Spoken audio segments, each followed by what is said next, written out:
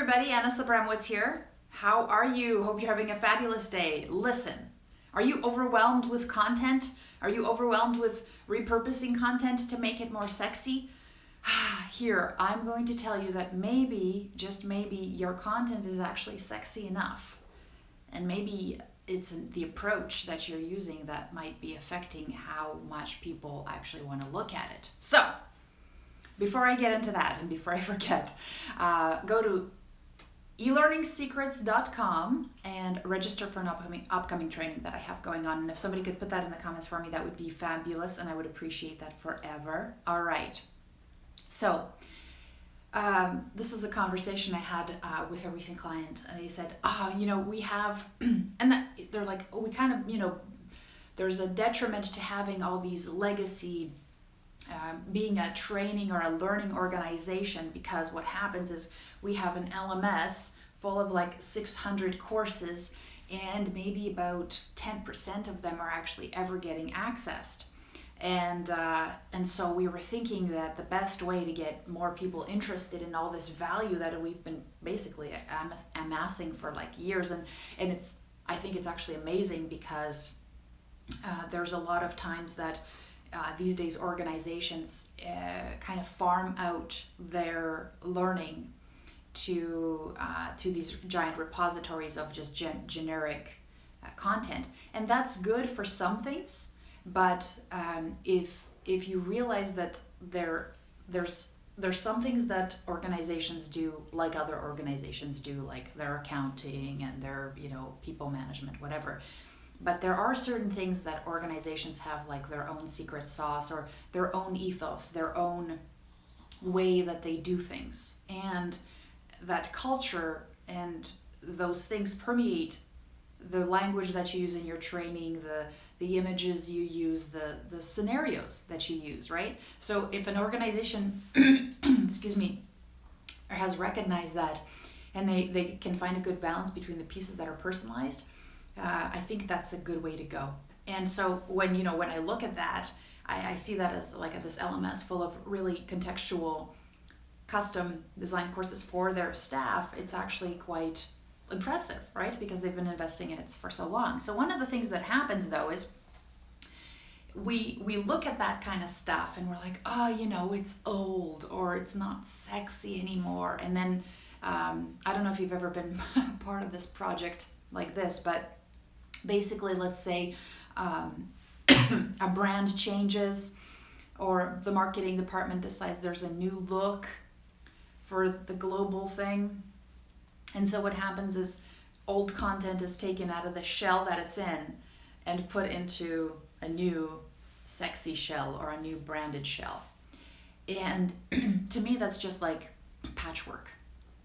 Because I understand if the brand changes and all those things, I understand that. That's like, whatever. Like, as far as I'm concerned, your employees, they're already a part of your, they're already a part of your organization. So you adding a different logo or something at the end of each of the PowerPoints you're going to give them, that's really not going to make the difference whether they're going to stick around. It's going to be the way you support them, the way you provide opportunities, autonomy, all those things that Daniel Pink talks about, right? Daniel Pink doesn't say if you put your logo at the bottom of all your learning, then you're going to have great retention and job satisfaction.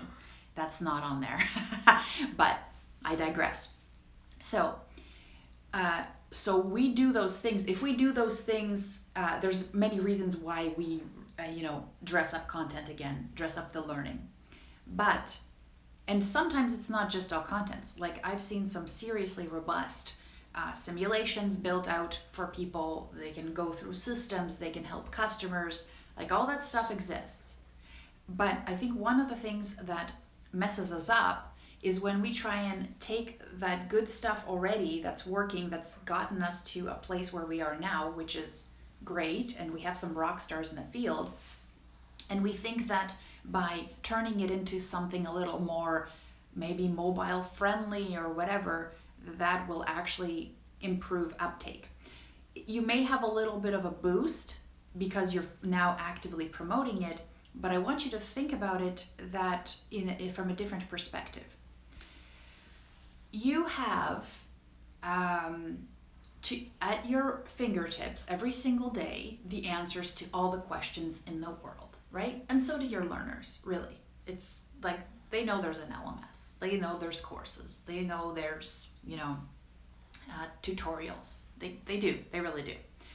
There's several things that get in the way, usually, that prevent people from actively seeking out that information, right? And it is the way they perceive its value. And it has nothing to do with the quality or who put it together, all those things. It's nothing to do with that. A lot of it has to do with, I'm already good, right? So I want you to step back and think about, and I learned this from the world of marketing, right? If you walk into any place and you say, hey, I got this thing. It's, oh yeah, here. I got this lip gloss, and it's 100 people. So if you have something that's going to help people, you're like, this is the best one because you know what? If your lips are chapped and they're cracking, this is going to save them. Whatever. Or I got this lip gloss. So what happens is in a room full of people, there's going to be like a tiny, tiny chunk of people who are like, yeah, hey, I actually was looking for a lip gloss because I'm trying to solve this problem I have. It's a super small percentage. Then there's some people who are like, oh, I've got these chapped lips. Is that what's going to fix it? It's going to be lip gloss? I'm not sure. I got to do more research. And then there's going to be a huge chunk of people who are like, I'm good. I don't even know why you're offering me lip gloss. This is the challenge. So I've separated these into 3 types of learners, right? Which is, the uninterested part is called learners. The guys who are like aware that they've got a problem but don't really know how to fix it, they're the warm learners. And the guys who are like, yeah, I needed lip gloss, I did, okay. Hot. Hot, hot, hot, hot, hot. The problem is, when you got your giant repository of stuff, doesn't matter how sexy it looks, the majority of your learners are right here. They're doing their job, everything's okay, life's honky-dory. They don't know that they have any gaps whatsoever. So for you to produce more sexier content is gonna mean nothing because they don't care. And it's not about you going, hey, this is important because it's gonna make you better. It actually doesn't work like that. It's kind of like how many times have you heard that eating sugar is bad for you? Has that stopped you from eating candy or cookies or cake? No, right? So just because we know something or somebody tells us like, this is good for you, you should walk 10,000 steps every day, that does not mean, like, if you probably look at the distribution of population, there's going to be people who are like, yeah, I'm already walking every day. Okay, 10,000 steps, good. Then there's going to be people who are like, oh, I didn't know that's how I could sleep better if I walked 10,000 steps a day. And then there's a whole bunch of people who are like, I'm good. Look at me. I'm good. All right? I'm comfy.